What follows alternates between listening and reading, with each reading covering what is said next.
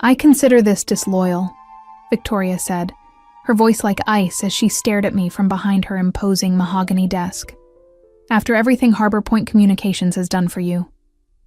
I sat across from her, clutching my purse tightly to stop my hands from shaking. The shock of being called into her office at 9 a.m. on a Tuesday had worn off, replaced by a heavy knot in my stomach as I realized what was happening. "Victoria, No," she cut me off, her perfectly manicured nail tapping on a printed email. "Don't bother denying it. I have confirmation you interviewed with North Bay Solutions last Thursday. You took a half day for a dental appointment, I believe." My name is Addison Walker. I'm 31 years old and have dedicated 6 years of my professional life to Harbor Point Communications here in Spokane, Washington. In those 6 years, I've tripled my client portfolio, brought in millions in revenue, and earned the respect of every major account in our roster. But apparently, none of that mattered now. Security will meet you at your desk. You can collect your personal belongings, but your building access is revoked immediately. Victoria's voice was emotionless as she slid my company ID across her desk. "I've already disabled your email access." The injustice of it burned in my chest. 3 years. 3 consecutive years I'd come to this same office with meticulously prepared presentations showing my achievements, market rate salary comparisons, and requests for a well-deserved raise. 3 years of tough budget year excuses while Victoria announced record profits at quarterly meetings. I took a deep breath and stood up, straightening my blazer. "I understand." Victoria looked almost disappointed by my calm response. Perhaps she'd expected tears or pleading. Instead, I extended my hand across the desk. "I wish you and Harbor Point continued success," I said, my voice steady despite the emotional turmoil inside. She hesitated before briefly shaking my hand, confusion flickering across her face. As the security guard hovered awkwardly by my desk, while I packed my family photos and 6 years of desk plants into a cardboard box, I felt surprisingly calm. Colleagues shot concerned glances my way, but I smiled reassuringly at them. No drama, no scenes, just dignity. Walking out of those glass doors for the last time, the April sunshine warm on my face, I realized something important. Victoria thought she was punishing me. She couldn't have been more wrong. As I placed the box in my car trunk, my phone buzzed with a message from David Klein, CEO of North Bay Solutions. "Can we move our final discussion to today, 2 p.m.? I smiled. Victoria had no idea what was coming. It's funny how 6 years of your life can fit into a single cardboard box. As I drove home from Harbor Point, the box secure in my trunk, I reflected on everything that had led to this moment. I joined the company fresh out of graduate school, eager and determined. Despite my marketing degree from Washington State University, I'd started in an entry-level position, making coffee runs and organizing meeting notes. But I worked tirelessly, staying late, volunteering for the difficult projects nobody wanted, and building relationships with clients who others had written off as too demanding. Within 2 years, I was handling our mid-tier accounts. By year 4, I'd been entrusted with North Bay Solutions, our largest client, worth nearly 30% of Harbor Point's annual revenue. David Klein, North Bay's CEO, specifically requested me as their account manager after I'd stepped in during a crisis when their previous representative dropped the ball. "You're the only one who seems to understand what we need before we even ask," he'd told me. From then on, the relationship between our companies flourished, with North Bay extending their contract and doubling their marketing budget with us. Victoria had been pleased then. "This is the kind of initiative we value," she'd said, though that value never translated to my compensation. My first request for a raise came after that success, armed with performance metrics and revenue numbers that spoke for themselves. "It's just not in the budget this year," Victoria had explained, with a rehearsed look of regret. "But your contribution is noted." I accepted it then. The economy had been uncertain.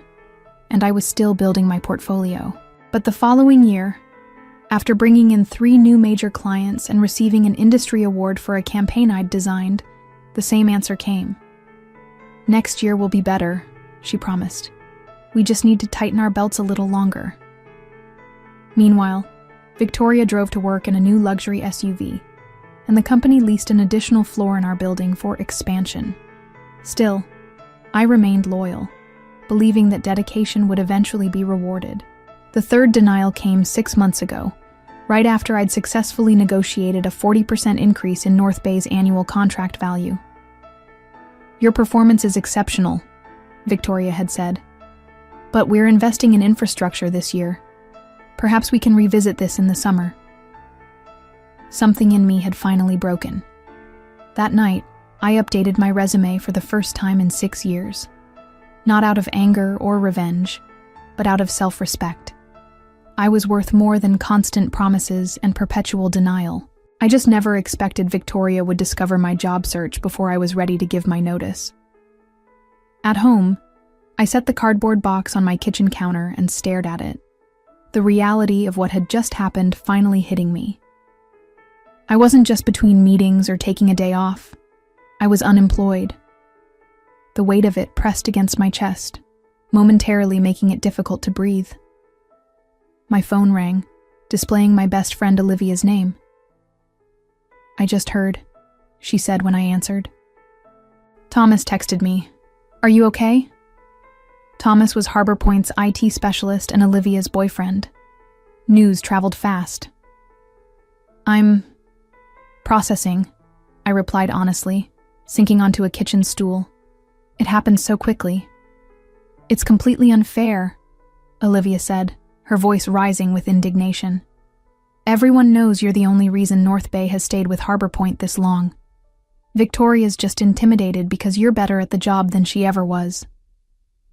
There was some truth to that.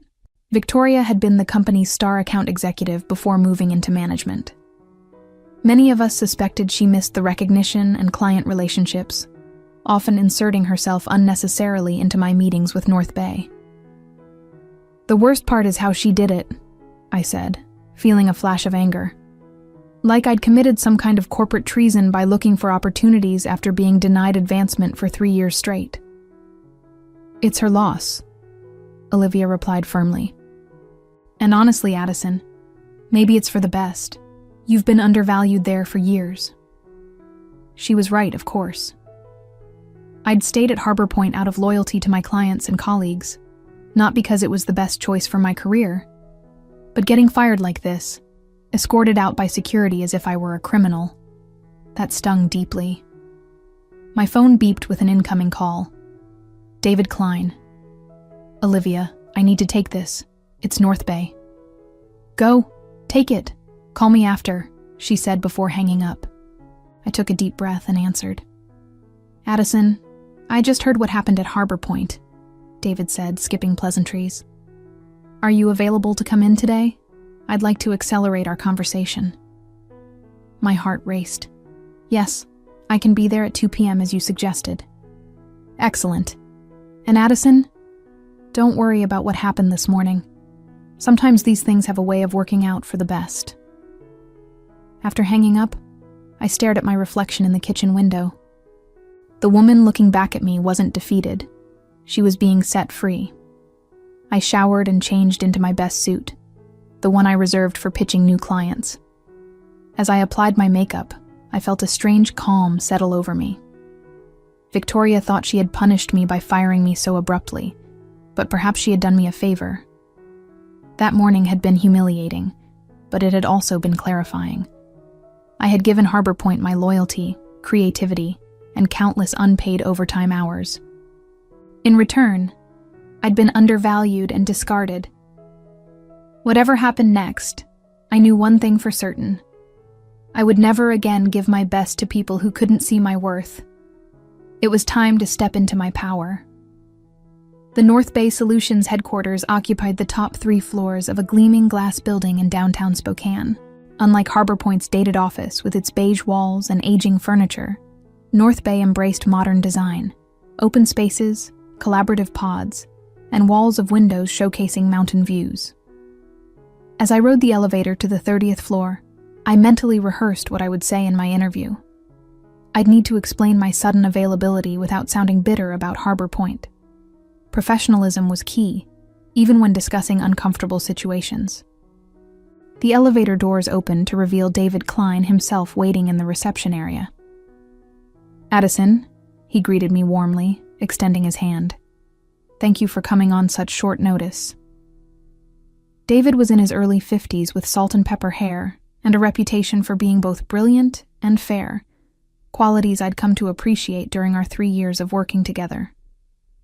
"I appreciate the flexibility," I replied, shaking his hand firmly. "It's been an unexpected day." "Let's talk in my office," he said, leading me through the bustling workspace. Several North Bay employees I knew from our account work waved or nodded as we passed. David's corner office was modest compared to Victoria's showpiece, but infinitely more welcoming with comfortable seating arranged for conversation rather than intimidation. "Coffee?" he offered. "Please." Once we were settled with steaming mugs, David got straight to the point. "I received a call from Victoria Sanders this morning," he began. "She informed me that you would no longer be handling the North Bay account and that she would personally oversee our business until a replacement was assigned." I nodded, keeping my expression neutral despite the small flare of anger. Of course, Victoria would try to retain their biggest client herself. "What she doesn't know," David continued, "is that we were already concerned about our relationship with Harbor Point." This surprised me. Concerned? The latest campaign results exceeded projections by 23%. "The results were excellent," he agreed, "because of your work. But we've noticed changes at Harbor Point over the past year. Delayed responses, quality issues with anyone except you, and frankly, a sense that they're taking our business for granted." He set down his coffee mug and leaned forward. 3 months ago, our board suggested we explore other marketing partners. I resisted because of our relationship with you. You've consistently demonstrated an understanding of our brand and business needs that goes beyond the typical client-agency relationship. My mind raced. Was he saying what I thought he was saying? "When you reached out about potential opportunities here," David continued, "it felt like perfect timing. But I need to be clear about something. We were never planning to poach you. We respect professional boundaries too much for that. We were prepared to wait until you gave proper notice at Harbor Point." "I was planning to give 2 weeks' notice," I said, feeling it was important he knew that. "Once I had a firm offer." David smiled. "I believe you. Your professionalism is one of the reasons we're having this conversation. Victoria's decision this morning simply accelerated our timeline." He opened a folder on his desk and slid a document across to me. "This isn't an interview, Addison. It's a job offer. Director of Client Strategy. You'd be building and leading a team to manage all our external marketing partnerships and agency relationships." I glanced down at the paper, and my breath caught when I saw the salary figure. It was nearly double what I'd been making at Harbor Point, more than I would have even asked for in my most recent denied raise request. "This is very generous," I managed. "It's market rate for someone with your experience and proven results," David corrected. "Sometimes it takes leaving a situation to realize what you're truly worth." The offer letter sat on my kitchen table that evening, signed and ready to be returned tomorrow. I'd asked David for the night to review everything, though we both knew my answer would be yes. Still, taking time to consider major decisions was a professional courtesy I extended even when the answer seemed obvious. My phone had been buzzing all afternoon with texts from former colleagues at Harbor Point. Word of my firing had spread quickly, followed by rumors about my meeting at North Bay.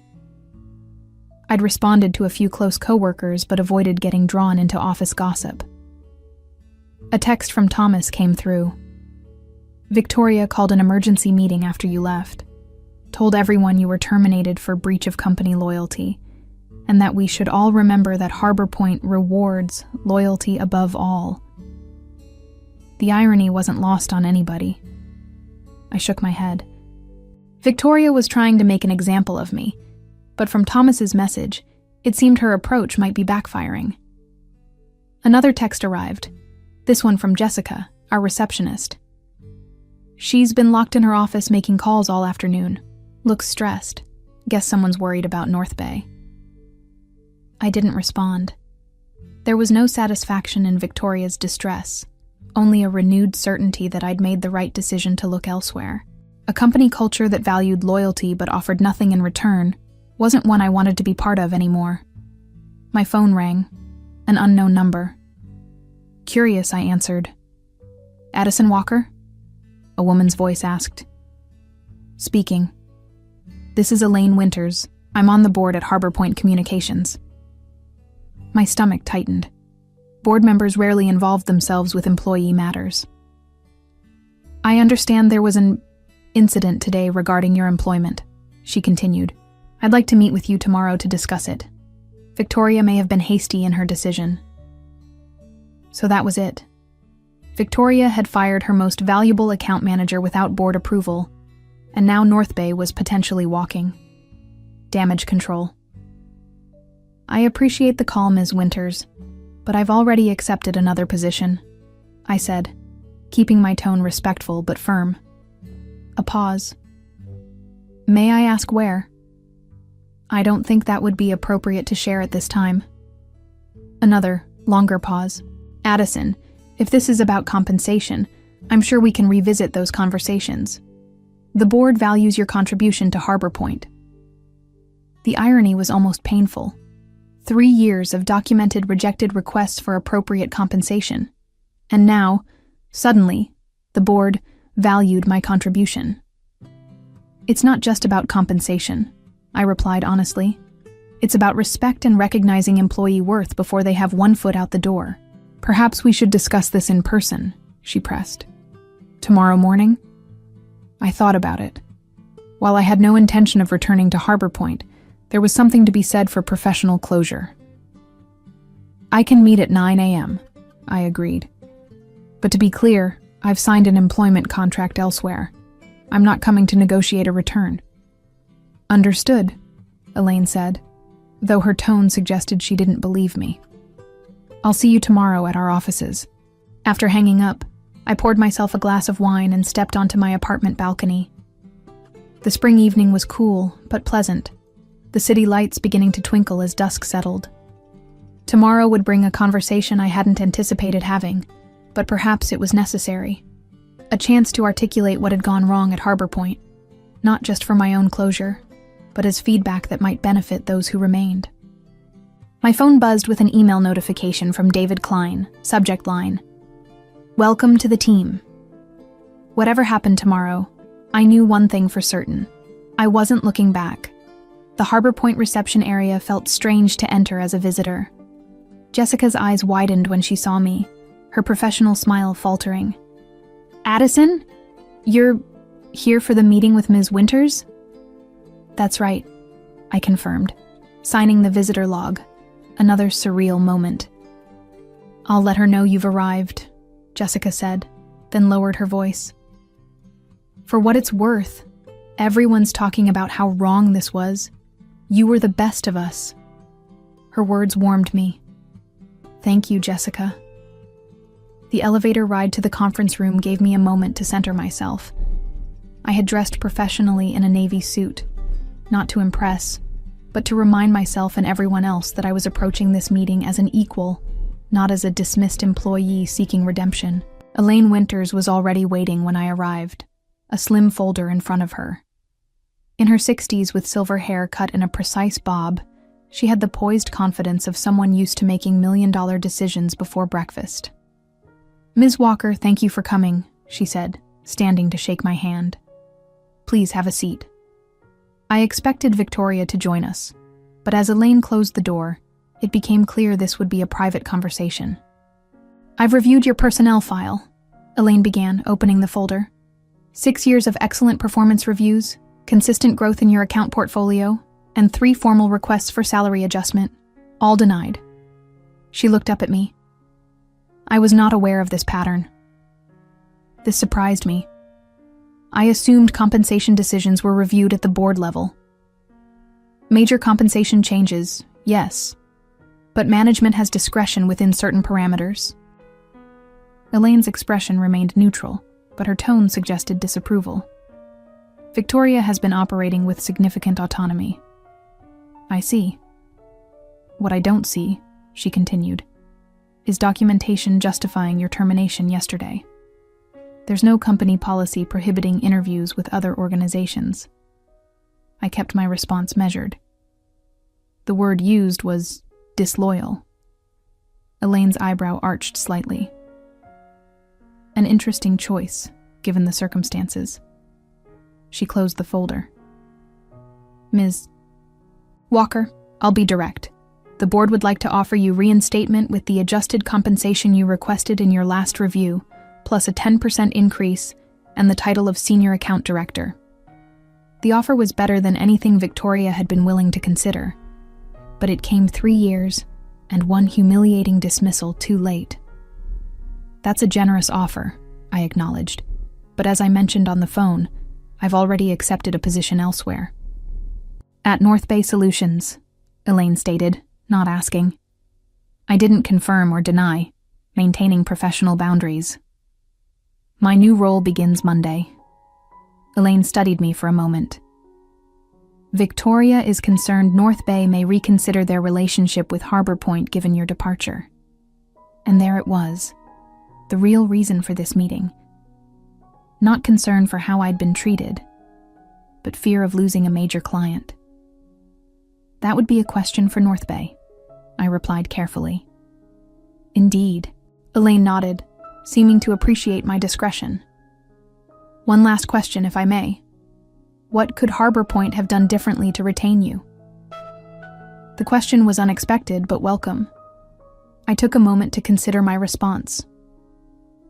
Recognize my value before I had to look elsewhere to find it, I said simply. Loyalty works both ways, Ms. Winters. Harbor Point expected unwavering commitment while repeatedly demonstrating I wasn't worth investing in. That creates an unsustainable imbalance. Elaine nodded thoughtfully. A fair assessment. She stood, extending her hand. Thank you for your candor. Whatever your next steps, I wish you success. Walking out of Harbor Point for the second and final time, I felt lighter than I had in years. This meeting hadn't been about giving me a second chance. It had been about giving me a chance to reclaim my narrative, to leave on my terms, with my dignity and professional reputation intact. I'd been granted an unexpected gift, closure. Monday morning arrived with a mixture of excitement and nervousness. My new position at North Bay Solutions officially began today, and with it, a fresh chapter in my professional life. I arrived early, eager to settle into my new office, a real office with a door and windows, not the cramped cubicle I'd occupied at Harbor Point despite my senior role. David had arranged for everything to be ready, including a welcome basket and technology setup.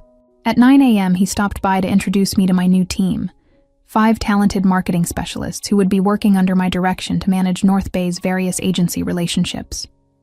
The irony wasn't lost on me. I'd gone from managing a single account to overseeing all marketing partnerships, including whoever would now handle the Harbor Point relationship. Team, this is Addison Walker, our new Director of Client Strategy, David announced. Many of you already know her from her exceptional work at Harbor Point Communications. We're fortunate to have her expertise in-house now. After introductions and a brief team meeting to outline priorities, David asked me to join him in the conference room. There, I found several members of North Bay's executive team gathered around the table. Before you dive in completely, David explained, we wanted your input on an important decision. The company's chief financial officer spoke up. In light of recent changes, we're reevaluating our relationship with Harbor Point Communications. Their contract is up for renewal next month. We value your perspective, added the chief marketing officer. You understand our needs and have first-hand knowledge of Harbor Point's capabilities. I could have easily recommended terminating the relationship, a swift, satisfying revenge against Victoria. The opportunity to deal a significant financial blow to Harbor Point was right in front of me. No one would question it. Business relationships ended all the time. But that wasn't who I was. Revenge might feel good momentarily, but professionalism would serve me better in the long run. I think we should evaluate Harbor Point on the same criteria as any other potential partner, I said carefully. Their work has been strong, but consistency and account management will be critical factors to consider moving forward. The email was sent at 11 a.m. on Wednesday, precisely 1 week after Victoria had fired me from Harbor Point. I hadn't orchestrated the timing. It was simply when North Bay's executive team finalized their decision after reviewing proposals from 3 competing agencies. David had given me the courtesy of seeing the email before it went out, though I had recused myself from the final decision to avoid any appearance of bias or impropriety. The message was professional and direct. After careful consideration of our marketing needs moving forward, North Bay Solutions has decided to transition our account to Meridian Creative, effective immediately. This decision reflects our evolving brand strategy and digital requirements. Addison Walker, our new Director of Client Strategy, will oversee the transition and serve as your point of contact. We appreciate our partnership and request all materials be transferred by end of business Friday. I imagined Victoria's reaction upon receiving the news, the shock, then the dawning realization of what had happened.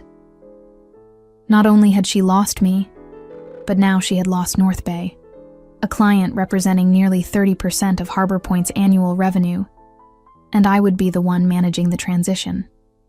The perfect professional revenge had fallen into my lap, without my having to orchestrate it. I hadn't needed to badmouth Harbor Point or sabotage the relationship. The company's own shortcomings, highlighted by my departure, had done that for me. That afternoon, I received a LinkedIn request from Jessica, Harbor Point's receptionist, followed by a private message. The office is chaos. Victoria's been in emergency meetings all day. 3 other account managers have updated their resumes. Karma works fast. I didn't reply immediately. There was no need to gloat or insert myself into Harbor Point's internal affairs. Instead, I focused on building my new team and establishing our processes. Success, after all, was the best revenge. Later, however, I did accept Jessica's connection request with a simple message. Thank you for your kindness during my time at Harbor Point. Wishing you all the best. Taking the high road felt surprisingly good. My new position at North Bay brought challenges and opportunities I would never have experienced had I remained at Harbor Point, waiting for recognition that might never come. Sometimes, the best revenge isn't something you actively pursue. It's the natural consequence of valuing yourself when others don't. Looking back on that journey a year later, I realized that Victoria had inadvertently given me a precious gift, the push I needed to find my true worth. In seeking revenge, I found something far more valuable: self-respect and the courage to claim the success I deserved.